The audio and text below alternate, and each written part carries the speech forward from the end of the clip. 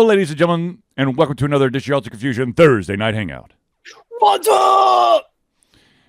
Not much, my friend. I, of course, am your host, Charlie, and I'm joined once again by the prolific comer himself, Zealeus. It's been a full week since the last show, and there's nothing much that what's up. I'm so confused. Well, it's been, it's the usual craziness. The kids are now fully back in school and put other crazy stuff that I'm sure that I'm forgetting that's happened in the past week. I don't know what you're talking about. Anyways, ladies and gentlemen, this is our Thursday Night Hangout, our live show where we try our best to cover the topics most important to you during the show. At any point during the show, if you have any topics, questions, opinions, thoughts, criticisms, please drop them in the chat, be it on Twitch, YouTube, or Facebook, and we will get to them. If we do unfortunately run out of time, we will add it to the very next show. So, without further ado, let's get into the first. Be sure to tell Charlie how he's wrong. Thank you, Zealeus. I'm here to help. Yeah. Okay. Anyways, so let's talk about the first topic, and this one's kind of cool. It's kind of awesome. Just shows you that anime continues to become more and more mainstream, and that is that CrunchyRoll and Delta Airlines are combining forces, and by the end of the year, you will be able to watch how did they put it? A curated sampling of CrunchyRoll content on your Delta flights. I assume there's going to be a curated, like they're not probably going to show like, what is that Double D demon anime? I don't remember what it's actually called. Yeah, I know there's probably the more mature titles are probably not going to be available. It's not called Frozen, but it's the one with the ice lady. I know you've seen it. Phrasen or Phazin or something like that. Yeah, like the title has nothing to do with the actual what it is, but yeah, there's a fair number of Crunchyroll titles that need the kids filter. Yes, absolutely. We'll play that. Yeah. So I'd assume those would not be for showing. Whenever I fly, if I bring my iPad to like watch, if I have Crunchyroll, I always would be like, wait, what Crunchyroll is this? Because I feel like weird, like watching something totally sketchy on a plane where maybe it could be like, what are you watching? I don't know. No, I completely agree. Yeah. Not that it's anime, it's that if it's the potentially skeezy anime, that's where I'm like, I'd rather not. I'm trying to cheat and try to pull up the anime you were talking about because just so that I could get it's it actually right. Good. Like, I mean, there's lots of there's tons of anime that would be very inappropriate for a flight. But it actually is a good anime day. Like from an actual like action and story, it's actually interesting. Yes, it is, but there is gratuitous high school DxD. Well, okay, that's not the one. Yes, that is one of them, but that's not the one I'm thinking of. Are you thinking about oh shoot, now I can't remember what the other one was. Freezing. Oh, right. That's what I'm thinking of. No, high school one is just straight up. Yeah. Yeah, I can't remember what that one's called off the top of my head. I don't know. I'll figure it out halfway through the show. That's how I usually roll. You know. I did that. So yes, now you can watch anime on those shitty little screens. I'm super excited. Yes. I'll just be very interested. It's called Freezing. Freezing. That's what I just said like a minute ago. I know. I thought it was something slightly different. I thought it looked like freezing, but it wasn't actually freezing. Zealeus is once again completely right. Charlie is completely wrong. Moving on. Wrong. Now, I could see something like maybe like a fairy tale on. Actually, fairy tale would fit. Fairy tale would fit. Black Clover would fit. Basically, like all of those type of anime. Yeah.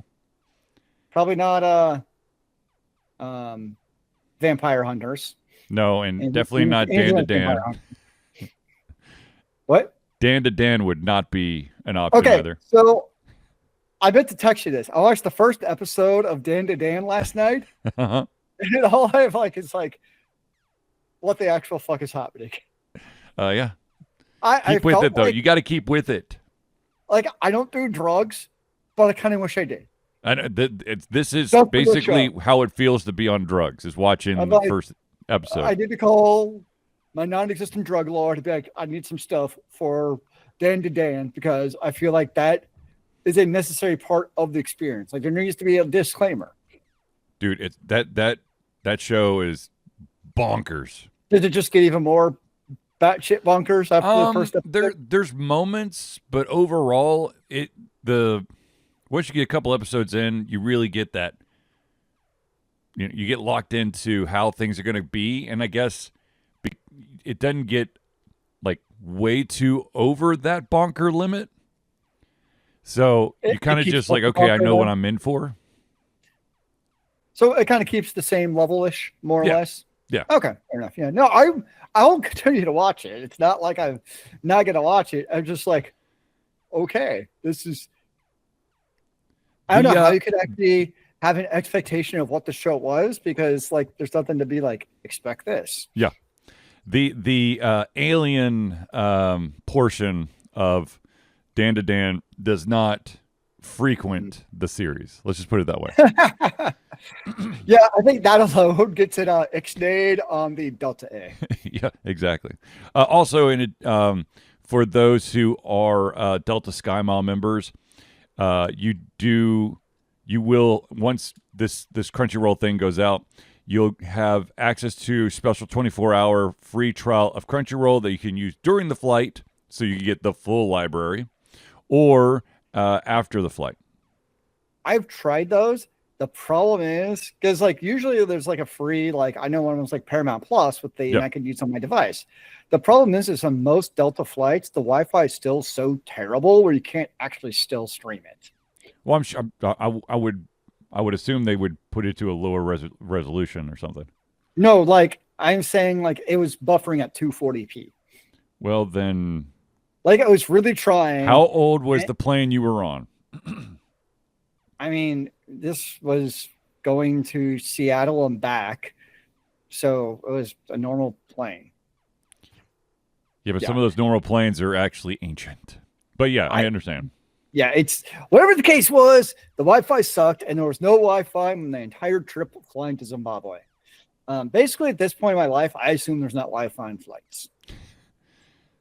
Just download a bunch of shit to your stuff, and then No, that's exactly what I do. I just do the offline download of stuff before I fly, and it's really not an issue.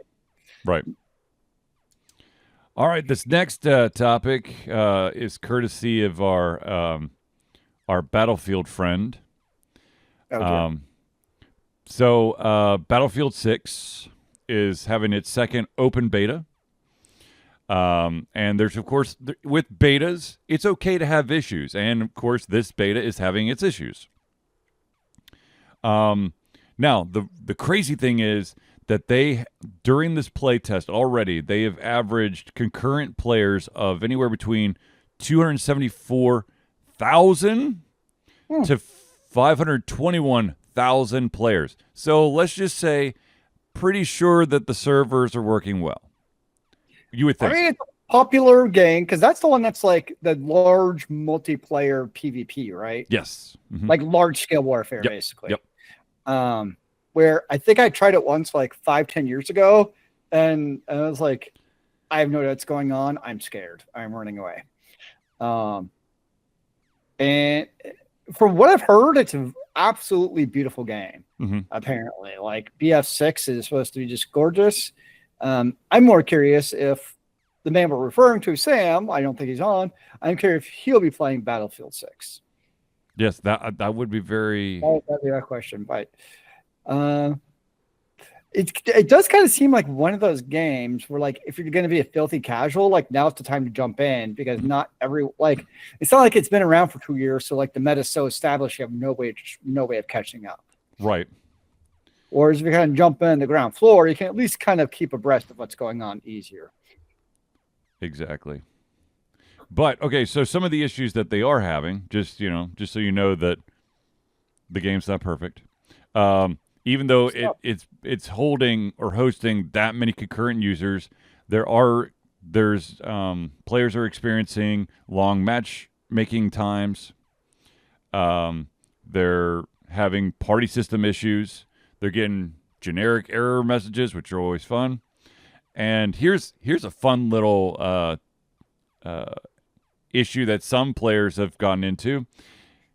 For some reason, the anti-cheat software on certain computers are requiring the players to uninstall Valorant in order to play the beta. Nice. Maybe they're cheating at Valorant and it's just catching up with them. Perhaps. Now, also, speaking of the anti-cheat software, the anti-cheat software has already reportedly prevented over 330,000 attempts to cheat or tamper with the anti-cheat controls, and the reporting functionality in the anti-cheat software apparently is rocking and rolling, as more than 44,000 potential cheaters have been reported, and that was just the first day of the open beta.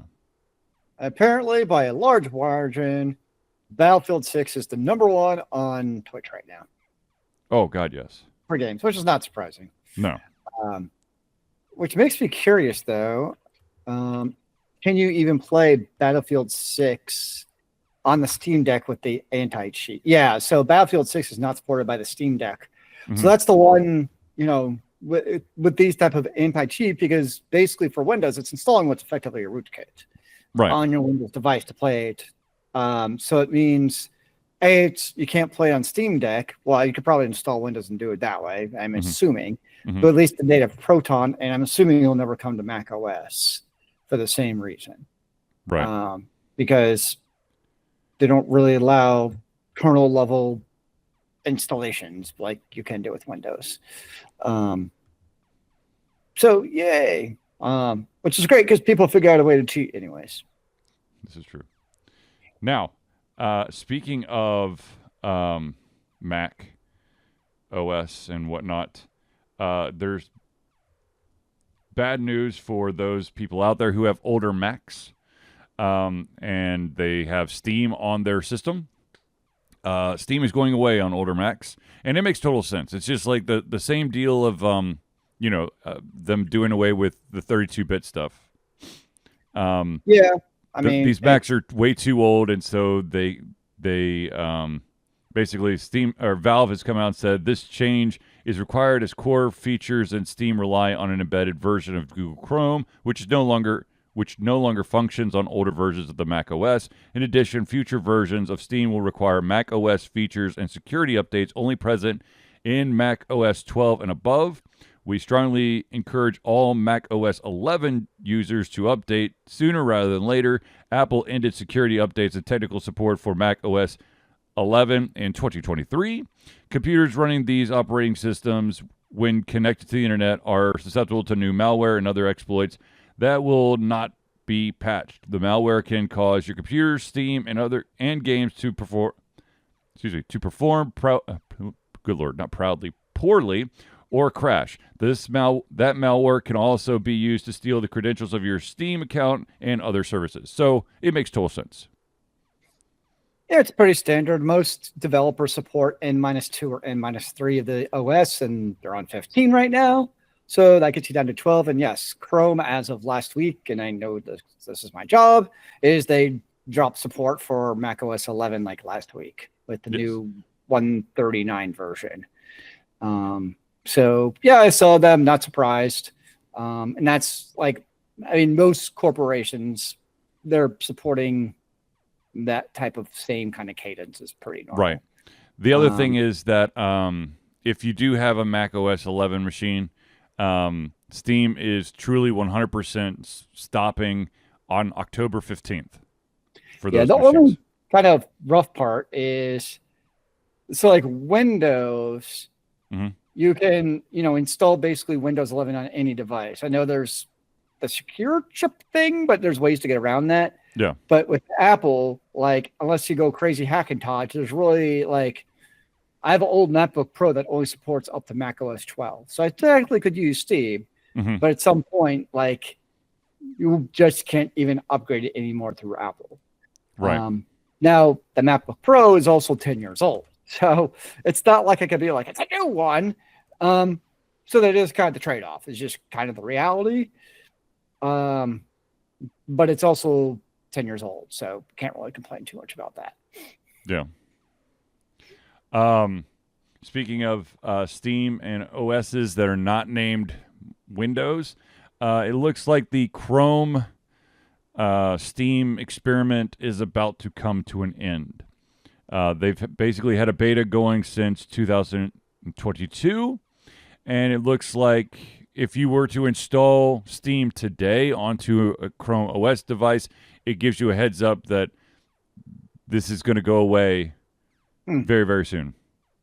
So it's kind of funny because I don't remember what convention. It was one of the very first ones I went. It might have been PAX East, actually, now that I think about it, where I remember it was one of the lead developers of Diablo. So this would have been around Diablo 2-ish. And I remember him being convinced that in a decade, we would not have dedicated game launchers and they'd all be done through the web.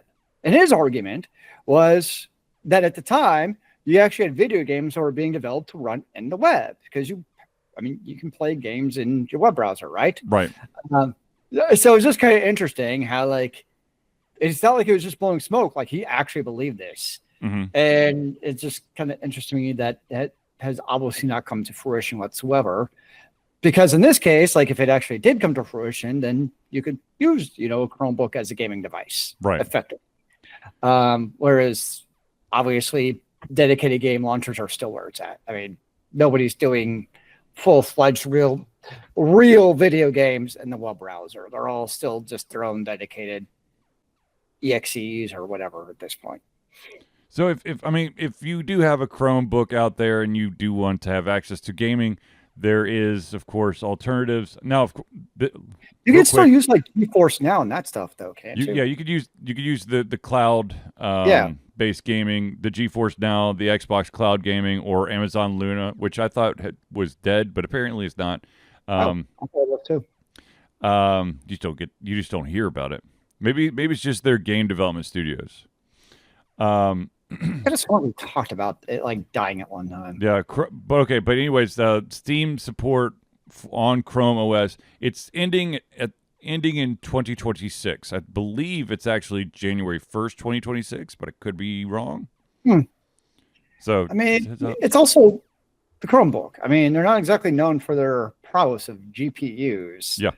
So regardless, like, I would think that you'd probably honestly have a better gaming experience doing cloud gaming with like a GeForce or I guess Luna than trying to run it locally for the most part, I would think. Okay. So we had a question that came in the other day. I'm posting it in the chat. But the question is, do you think that the Switch 2 will ultimately outsell the original Switch? Ooh. To which I say probably. Probably. I think it also depends on what is the turnaround time from the Switch 2 to the next console. That's true. Because the Switch 1 was, let's see, what was the launch date for it? Or, oops, I can't actually Google. So 2017. So basically 8 years of the Switch 2, or Switch 1, sorry, which is a pretty long run for a console. So you consider 8 years. Granted, it's Nintendo. They do things their own special way. The only reason I could see a no is a lot of people with the Switch 1, are they going to see a reason to get the Switch 2? I know, yes, there's always more graphical power and stuff. That's duh. But at the same time, like, do they need to actually get the Switch 2? Right. So I would be curious. I mean, the Switch 1 is also sold phenomenally well. Right. Considering everything. And it was is still one of the first successful modern handhelds. I say modern because, yes, you had the PSP Go and all that shit beforehand. Oh, geez. Well, let's not talk about that stupid thing. Modern, kind of console generations, it's the standard bearer. Right. The other big thing now is you also have the competition of the Steam Deck. And for the first 5 years, that wasn't a thing. So that so now if someone wants a handheld, the Steam Deck, especially for the price of the Switch, the Switch 2 is what, $500? Yeah, so $500 for a Switch 2, you can get a Steam Deck for basically the same price. So, like, it used to be you only had the Switch, right? But now the Switch or the Steam Deck, that's real competition for that handheld. So I think that's going to actually make it much harder. So my answer is actually no. It's not going to outsell the Switch One. So in Sinatra 111 says that the Switch 2 Mario Kart is gorgeous. I've seen videos of it. It looks gorgeous. I've got a buddy who has been playing some. It's the new Donkey Kong, and he loves it. He says, was there some pushback about the Switch 2 game price being too high? Yeah, the problem is that we're now entering an era where the prices are all, unfortunately, because of what's going on in the world, there's this wonderful inflation of prices, and it's going to become the new norm. And as much as I would love to see them go back to, the $60 price tag, it's not going to happen. You're going to see like $70, $79, $99. Save that penny. It's also hard though, because the Switch 2 just came out. So you have a year or two before you're going to see any discounts. Right. Nintendo's not exactly known for discounting the games regardless. This is true for their first party games. Now for you're right. Yes. The third party games, those, that's where you go into, the great deal section of the Nintendo eShop. Zealeus was talking about the price of like a Switch 2 bundle, which is $499.99. You could get your LCD 256 gigabyte drive version for $400. If you want the 512 gigabyte OLED, then that's $550. And if you want to jump up to the terabyte OLED, it's $650 right now. Wait, none of those are OLED. Steam Deck has two. Oh, sorry. OLED. Sorry. No, I missed when you said Steam Deck. I was very confused. No, sorry. I was just you were trying to compare the price between the both of them, so I was just giving exact prices. Yep. So based on that, when the Switch was $300, because I think that's the Switch one launched at. Now it's a big price point difference, but now it's pretty freaking similar. So I think it's going to be much harder trekking for the Switch 2 than the Switch 1, based on the Steam Deck actually being successful. We'll see. Can the Switch 2 outsell the Switch 1? Maybe, possibly. I think as of June of this year, the Switch 1 has sold 153.1 million units. That's a very large number. And of course, the Switch 2 hasn't been out for too long, but they're already up to 5.82 million units. You're right. Don't underestimate Nintendo diehards. What I'm going to say is that if there is like a series of killer games and the ability to actually get your hands on a Switch 2, then that gap could change. I think Zealeus is right, though. I think it really depends on how long are they going to wait until the Switch 3 or whatever they're going to call it. Fair. So it's looking online, though, and apparently the launch of the Switch 2 has been phenomenally successful in actually breaking records. Yeah. So at least right now, it's off to a great start. Yes, so it is.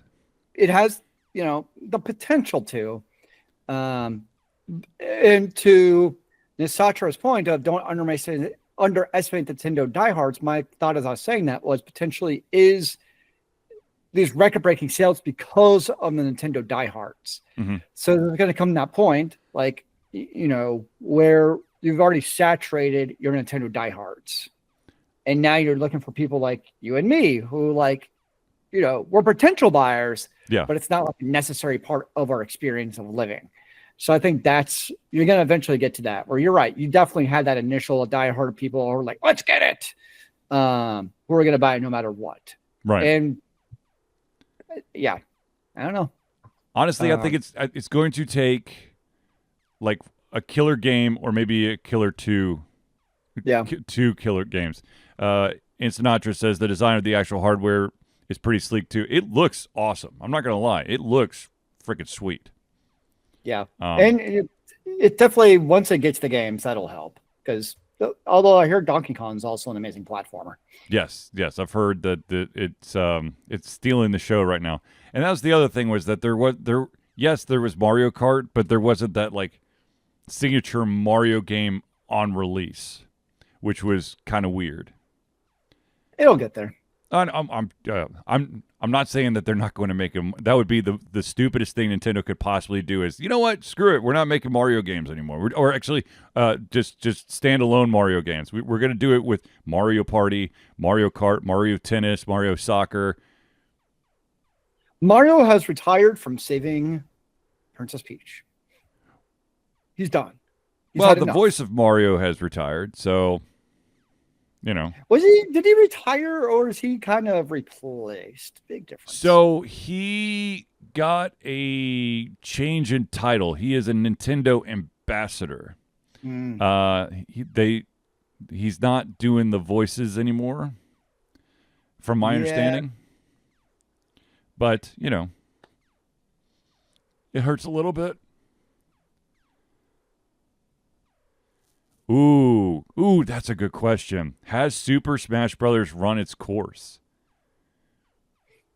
I think there will always be an audience for Super Smash Brother. I am definitely not the audience, but people are always going to be interested in it's a fighting game, and there's always that audience, but it's also the ability to play with your various characters in the Nintendo franchises.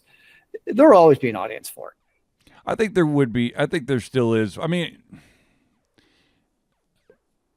there's, as long as Nintendo allows it, there's always going to be that huge, fighting community that basically eats, sleeps, and lives Smash Brothers. Now, of course, Nintendo for some reason has been really weird about what they allow to be played for tournaments and whatever. Apparently, there's a lot of extra hoops you got to go through now. But that being said, I would at least, expect another Smash Brothers, at least one more. It's really, for me, it's a better fighting game for my type of play style than like a Street Fighter or Mortal Kombat or, oh my god, I almost went super duper old school there for a second. But Tekken. Yeah, Tekken. I think there's a new Virtua Fighter coming out soon, which is crazy. Sure. I was gonna say Killer Instinct, but that hasn't seen an update in a long time. Killer Instinct was that game that required like a 38 button combo. Like obscenely long combos in order to win. I actually for a bit I actually got into Guilty Gear pretty hard because you could do like the crazy button combo to do the one hit kill. Nice. Nope, not for me. Oh, come on, Zealeus.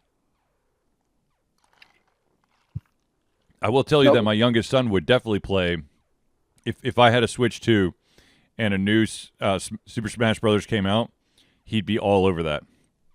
Day one. And then your kids would play each other, and then they'd fight, and then they'd throw a controller through the TV when somebody loses. Oh no. They will have the freaking wrist things on. That's a requirement. And if it doesn't have a wrist thing, gosh darn it, I will build a wrist thing to keep it on their bodies. What are my go-to characters for Super Smash Brothers? I'm always going to go Link. I'm always going. I'm Link, but I always choose the the color option to be Dark Link. I played Super Smash like once in my life. Boo. I know nothing about it, honestly. I think the one time that I played it, I'm trying to think what my son's favorite ones are. The thing is, here's the thing, and this is just my opinion. I could be totally wrong, but I'm pretty sure that I'm right on this one. When you're playing a fighting game or any type of game where you have to select a character to jump into the game, once you find that character, stick with it. Don't just keep, doing the freaking spin the wheel and I'll just choose a random person, because then you're not gaining any proficiency. See, that's why every fight should just be randomized. I don't think people should get to pick. I think that levels the playing field where it's completely randomized, so everyone's in the same "what the hell do I do" bucket. But I mean, yes, sure you can do randomized, but I think that you should always be able to have your favorite. And that's why I don't play it, because I know I'm going to play someone who's played the same person 8,000 times, and I'm just going to get bun stopped. Actually, I think in general, any character that has a sword is something that I could play with. So like Link and I think Marsh is in there. So what I'm hearing is you need a sword in real Marth. life so you can stop vicariously living through Super Smash Brother.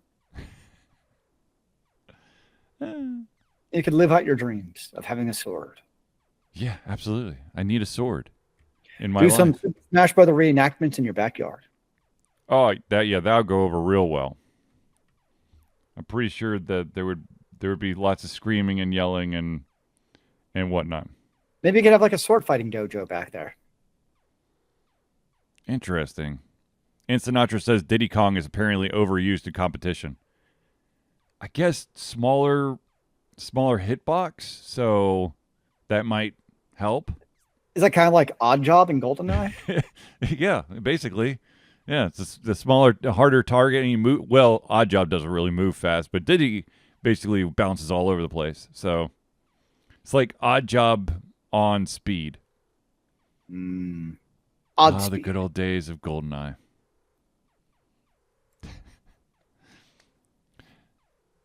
Okay, do you want to hear something crazy, though? I read about there is an indie developer out there that that's got a game that apparently is turning heads. It is called the Crazy Hyper Dungeon Chronicles. Sure. You can download the demo on Steam right now. But it was very, very popular at the Tokyo Game Show. And so this developer is from Italy, and they wanted, since it was so popular at the TGS, they decided to make a Japanese translated version. But they wanted to do it as quickly as possible, so they put it through machine and not through someone who's native to Japan or knows Japanese.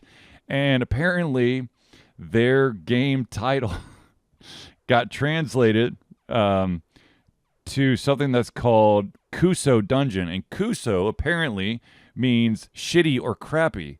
So instead of Crazy Hyper Dungeon Chronicles, it is Shitty Dungeon for the Japanese version. So apparently it's a 2D roguelike game, basically. 2D. Yes. Yeah. So it's one of those, if that's into your thing, there you go. It looked, I'm not going to lie, it looked kind of cool. I don't know if I might dabble with the demo. I don't know. I've been kind of in a demo mood. Yeah. I mean, you can't beat having a demo, because then you can try it and just see what you think. See, that's what I like. I like demos. I know that there's developers out there kind of shy away from demos, or they just don't have enough time because freaking deadlines are insane now in the industry. But there's nothing wrong with a good old demo. Now, of course, I think some games it's more straightforward than others, because this one I'm assuming, like, if there's 5 acts, just after Act 0.5, you just stop playing. Right. Well, I mean, like the game I was talking about last week. Can you demo Crystals of Prime? Not on the show, we can't. That would be him. You'd have to demo that through.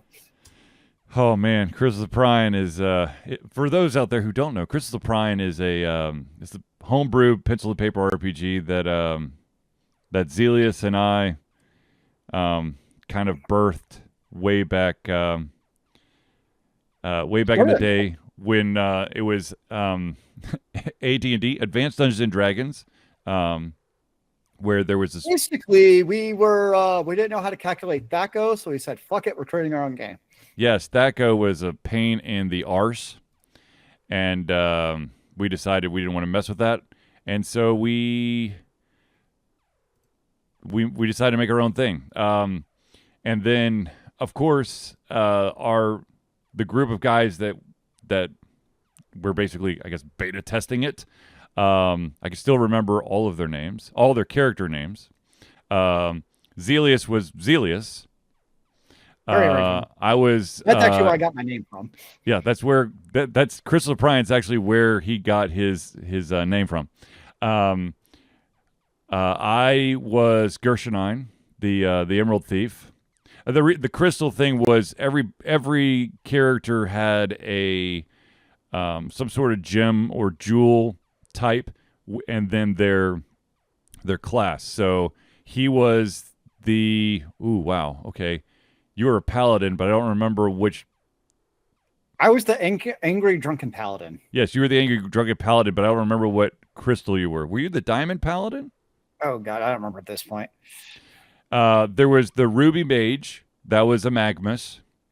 And then there was. Oh my gosh, I just blanked out on the other one. Oh, I can't remember what the last. There was 4 of us. And basically the enemy was a I guess like the big bad was a crystal warrior that had turned evil. You know, the usual trope of a hero that got pushed over the edge, got, you know, a jilted view of the world and decided to side with the bad guys because maybe they are the side that is actually worth it. We actually played quite a few campaigns. I remember the maps. I still have the maps. Nice. That I printed out. I create all the maps, all the grid maps on MS Paint. I had my little legend toolkit that I had that I could just like copy and paste into those squares. Zealeus was also the mayor of Rivertown. I had a lot going on. But he never wanted to be there. He never wanted to be in Rivertown. That was the thing. It's the best leaders are the ones who don't want to actually lead, bro. Yeah. So, but yeah, we did. I mean, that was, you know, we had that going for a long, long time. And then how long would a campaign usually take? Ooh, that's a very good question. I guess it depends on. For me, it was where I wanted the story to go to. If I was just a series of quests, or a specific dungeon, then probably just a couple sessions, and those sessions could be anywhere from an hour at a time to 3 hours at a time. So I mean, you're probably looking. I don't know, Zealeus, what would you say? Average of 8-10 hours. Sure. You asked me to dredge up memories from like 25 years ago. Well, that's true. Zealeus hadn't played Crystal Prine in a long, long time. You played in college, didn't you? I resurrected it while I was at Full Sail because I had one of my teachers was Dave Arneson, the godfather of basically pencil and paper RPGs, and I decided to show it off. But yeah. Yes, you were told you could ask about it, and I am answering your questions to the best of my ability. Like I said, I do have between the version that Zealeus played and the version that I demoed in Full Sail, I think there was small changes. I think it was mostly to the way that we handled stats, but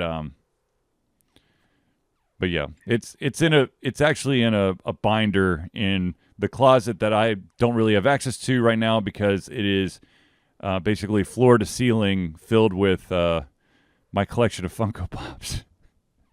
And there used to be a website full of all the info, but that's long since been offline. Yeah. Storm Loader. Storm Loader, yeah, I've looked, and it doesn't exist. Damn. I know. Great. Memories. There's remnants of it that existed for a while, but it just didn't quite stick around. Top 5 favorite Funkos I own. Definitely not asking me that question. That it's probably gonna be mostly Deadpool. Well, so my Firefly collection, then my random Deadpools. I would say that I don't know if I can have like specific one favorite Funko, but I would say my favorite sets would be Firefly, Ready Player One, and then my random Deadpool stuff. Nice. And I was asked. I own none, so I can't help you. I thought you had one. Maybe somewhere. Just a few less than what I have. Mine is I collect shot glasses. There you go. That's what I get from events. Okay. We are going to pause for just a second to thank the individuals who help Alter Confusion be the Alter Confusion that you love and adore. That, of course, is the friends of the show. Thankfully, I remembered where I had my cheat sheet, so here we go. So let's start it off with the Indie Cluster. The Indie Cluster is an organization of independent game developers that want to gain exposure by being involved in the community. They collectively journey to popular conferences as a traveling booth to help gain attention for their games. They make partnerships in local communities to bring games to the mainstream mindset. They highlight local, unusual, and rare concepts that challenge the paradigm of the common. They also host events to teach kids and minority groups about game development to hopefully one day enter the industry themselves. For more information, go to indiecluster.com. The next shout out we got to give is to the AV master himself, and that, of course, is Noodle Boy Media. Founded in 2015 by Andrew Tran, Noodle Boy Media, previously Whack Kid 47 Media, is your choice for professional photo shoots and panel recordings at conventions. They pride themselves in providing a high level of professionalism, top-notch experiences, and quality services. If you want more information and to view their full list of services, check out facebook.com/noodleboymedia. The next shout out we got to give is to an individual who's actually at my house today. This is the guy who will help take the aches and pains away from your body from either way too long a gaming session or perhaps you push your body too hard at a basketball game. What I'm talking about is Hero Chiropractic. Hero Chiropractic is a unique healthcare practice set up by Ryan Moore. The company's focus to elevate a patient's experience of freedom, creative expression, and joy. They believe that everyone can be a hero and has incredible heroic potential inside themselves waiting to be unleashed. Hero Chiropractic focuses on mobile chiropractic care in the greater Atlanta area. They are committed to healing clients by creating a plan of action uniquely suited for each person. They make that plan of action as convenient and affordable as possible, and most importantly, suited to your individual needs. For more information, go to herochiropractic.com. The next shout out we got to give is to the music maestro himself, and that, of course, is CrossPad Creative. Need a new logo or want to work on a full branding and content strategy? Or maybe you need music or audio for your content, just like Alter Confusion. CrossPad Creative offers a whole host of solutions for individuals and small businesses. Just email Josh at crosspadcreative@gmail.com and see what he can do for you. And the final shout out we got to give is to the original backer of Alter Confusion through Patreon. That, of course, is Agile Axiom. by day, Axe leads both the development team and system administration team working with satellites at NASA's Goddard campus. But while not in meetings and many times during, he is the Agile evangelist, Agile Axe, championing the philosophy of Agile and trying to make the world a better place for software developers, testers, system admins, and software projects the world over. Decades of experience in software development and leading Agile teams are brought to bear against evil processes, inefficient work, and bad habits. For more information, go to agileaxiom.com.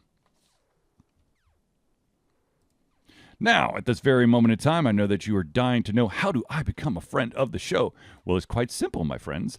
All you got to do is know that Alter Confusion survives on the love and support of fans like you, and so we have a Patreon page. Patreon lets you, the fans, lovers, haters, demigods, interdimensional beings, gods, demons, aliens, vampires, werewolves, swamp creatures, mummies, supporters, and more to become active participants in the work we love through a monthly membership. This gives you access to exclusive content, community, and insight into our creative process. In exchange, we gain a bit more freedom to do our best work and the stability we need to build an even stronger creative career. We currently have 2 tiers. You have the $1 a month tier, that's $1 a month or $12 a year. What that gets you is early access to all of our playthroughs, as well as the ability to participate in patron-only posts. Now, if you're feeling extra frisky and you want to be... oh my good Lord.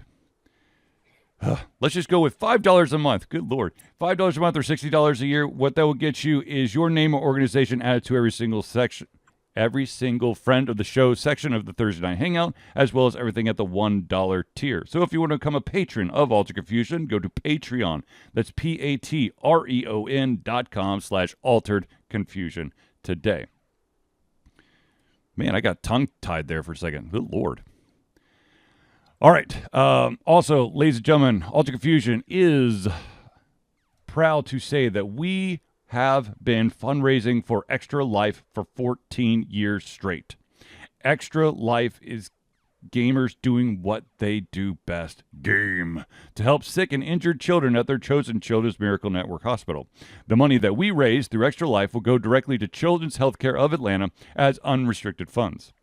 This means that the hospital decides where and how to spend the money to ensure the dollars we raise make the biggest impact in the lives of the kids they treat. So if you have the capacity to donate, please go to extra-life.org and search for Altered Confusion. Also, one more thing, ladies and gentlemen, I know that sometimes you just are dying to know, how do you get your hands on some Alter Confusion merch, perhaps like my hat or the coffee mug, which has been redesigned, by the way. This is the old design. Or perhaps you want one of these sweet vinyl stickers. Or you want, a notebook or socks or a beanie. All you got to do is go over to alteredconfusion.tv/merch, and you can check it out today. So many options. And Zealeus, I'm sorry, I still haven't looked into if they've got pins. It's on my to-do list. For all of the doodling and art you make, you think it'd be perfect for you. Well, see, here's the thing. I am so OCD about the type of pen that I use. I use the Bic Click Stick. And I actually totally get that. Once you find that right pen for yourself, I totally understand that. Yes. Yeah. You do need that. So, yes. Yeah. Okay. All right. Back to the stories here. Let me check my list here, make sure that I'm not forgetting anything. Okay. For those out there who have seen KPop Demon Hunter 1 or 17 times, there's potentially good news for you if you feel like you want to hang out with a bunch of like-minded individuals and not only get to watch the movie in theater, but watch it in a sing-along type of situation. Good news. For 2 nights, August 23rd and August 24th, in select cities, there is the opportunity to do the K-Pop Demon Hunter sing-along. All you got to do is go to singkpopdemonhunters.com, which there's a reason why I opened up this window on this computer so I could actually just grab it. I'm going to drop this in the chat. Oh my God. There you go. I know I just dropped that, but I need this. Uh-oh. What is Zealeus?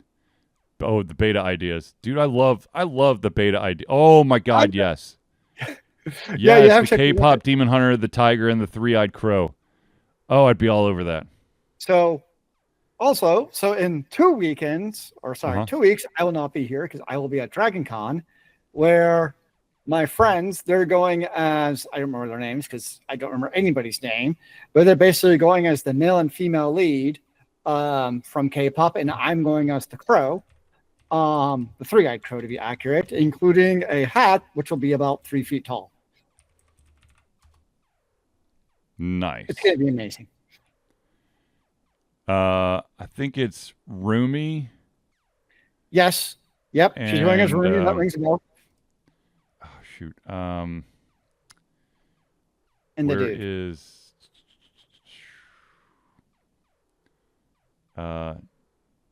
Jinu? Yeah. So. Yeah, I wanted to go as Derpy. So Derpy is the tiger, but I'm like, I don't know how the hell to make a Derpy cosplay. Yeah. I'm a tiger, so I'm like, I can do the crow because it's basically a big thing over my head with 3 eyes and a top hat, obviously. So yes, and it's going to be the mega cosplay at Dragon Con this year. Oh yeah, I'm sure. Yeah, they've already said they're going to have to move the location of the photo shoot because like the normal location is just not big enough. Yeah. I mean, that's what you want though, right? You want to be part of the uber big ones. At least one. Yeah, we'll see. So yeah, so I'll have to rewatch it before Dragon Con. Yeah. But I'm not one who watches it like 10 times. Speaking of watching movies here, did you know that there's potentially a new Star Trek movie that could be in the works soon? Did somebody at Paramount Plus / CBS want money? Yeah, exactly. Now, that being said, there's probably no way in hell that the Pine series, as they call it, is going to get the continuation. Chris Pine has actually come out and said that series is cursed. So I'm pretty sure that he and, Chekhov that actor's dead. Leonard Nimoy has since passed. I like Chris Pine movies though. I do. So I liked it as well, but I think that if they do truly go to another Star Trek, I think that it will be. I don't want another parallel universe, but they did 3 with Chris Pine, right? Yeah. Yeah. I mean, 3's a pretty good run is the way I look at it. Yeah. So it's like, okay. So I don't see an issue with that. No, I don't either. Although him and Spock did have a really good rapport with each other. Yes. That is what made it really good to me. Zachary Quintos. Thank you. Yeah. Now and of course you also had Judge Dredd. Oh yeah. Keith Urban. Yep. Who I think Judge Dredd? What? No, I think oh my God. Now, of course, now you're going to, did I distract you? Well, now I've got to remember what, I don't think, not Keith Urban. It's not Keith Urban. Keith Urban's the singer. It's something Urban. Carl Urban. That's it. Yeah. Well, of course, I mean, on Paramount Plus, because I think I saw a headline for about that. And of course, you have Strange New Worlds, where it would be strange to create a movie. I guess you could, based off of what's going to be the finale. The problem is you already know what the finale is going to be. Right. And if you watch the show, you'll understand. It's not really a spoiler. It's like in the first episode. It's actually part of Star Wars canon as far as what's going to happen in the end. So I don't know if they will make that of a movie. I don't know.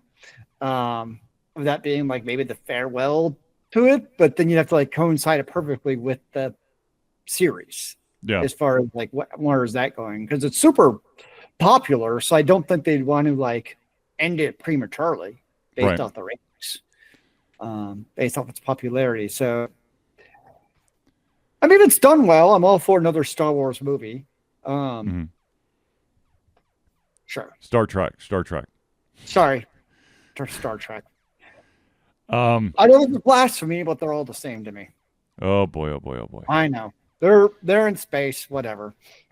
When I think Carl Urban, I actually think of the FBI agent from the movie Red that had Oh, jeez.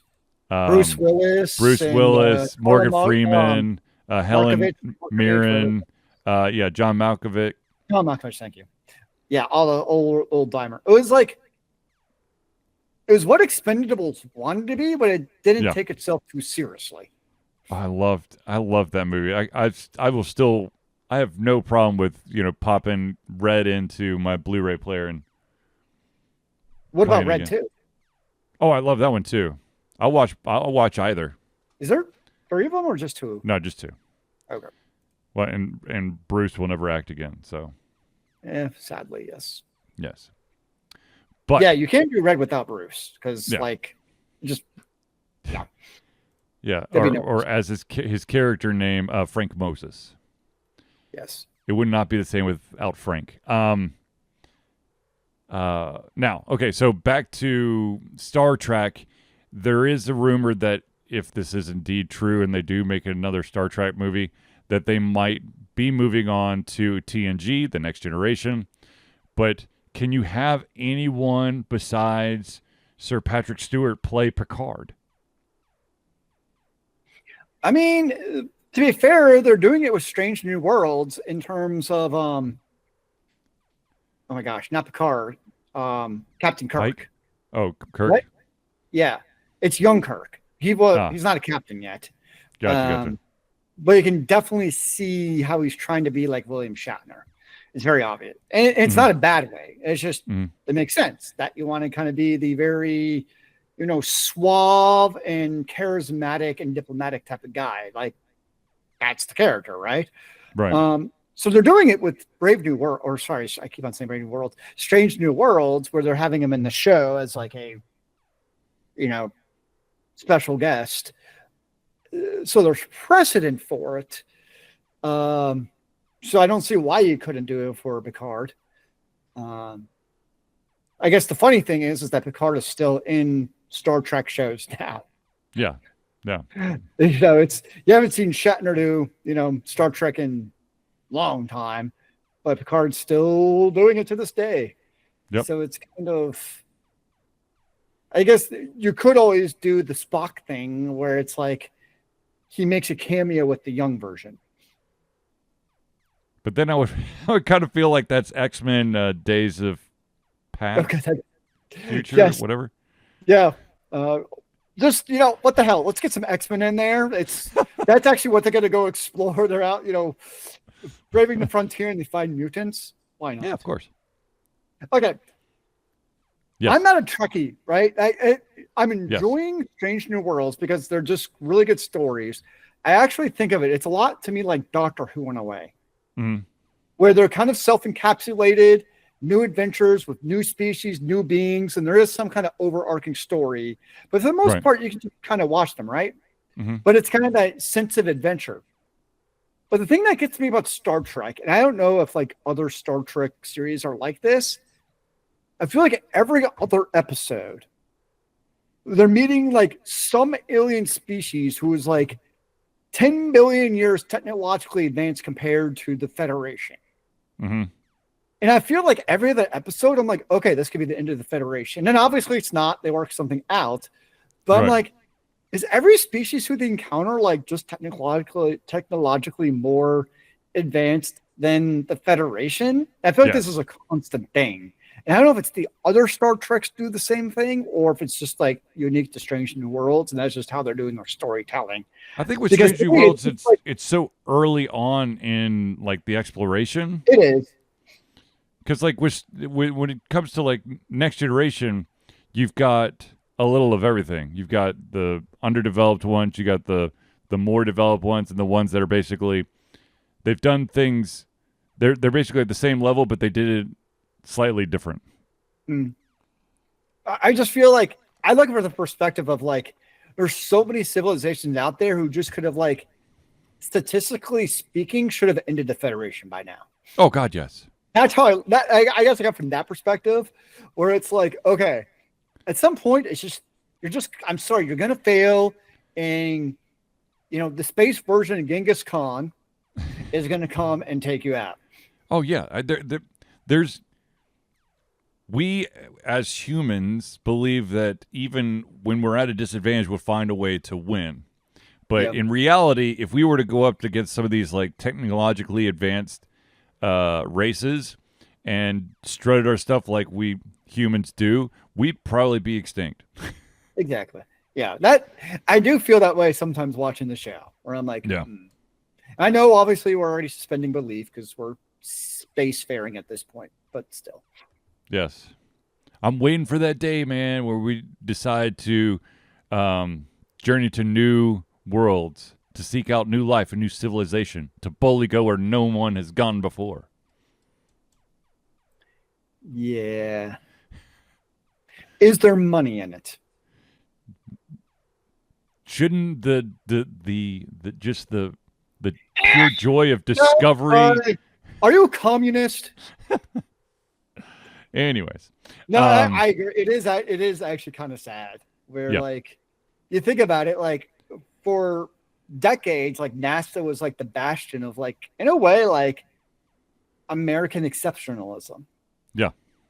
And now it's like not. It's just it's sad. Yes, it's very sad. Very sad. Yeah. Okay, so I know we're running a little bit light on time, but I did have a follow-up question, or a question that was born of the fact that there might be a new Star Trek, and that is there an actor out there that played a character, doesn't matter how many years ago, but that you would love to see them reprise their role?